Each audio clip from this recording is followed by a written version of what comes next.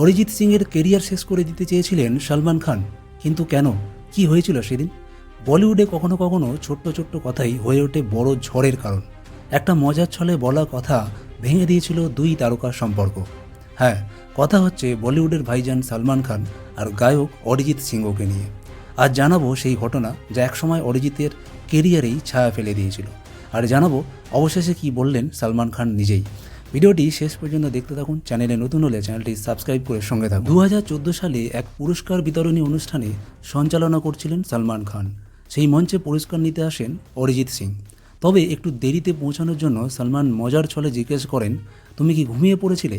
আর তার জবাবে অরিজিৎ সিংও হেসে বলেন, হ্যাঁ, আপনার সঞ্চালনাই তো ঘুম পাড়িয়ে দিয়েছে। আর এই কথাটাই হয়ে ওঠে অরিজিৎ সিংয়ের জন্য বিপদের কারণ। সলমান খান এই কথাটি কিন্তু মোটেই ভালোভাবে নেননি।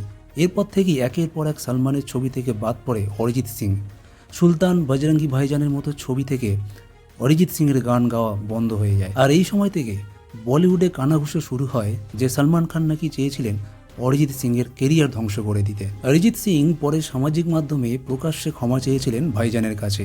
তবুও এতদিন পর্যন্ত চুপ ছিলেন সলমান খান। কিন্তু এবার অবশেষে বিগ বসের মঞ্চে মুখ খুললেন সলমান খান।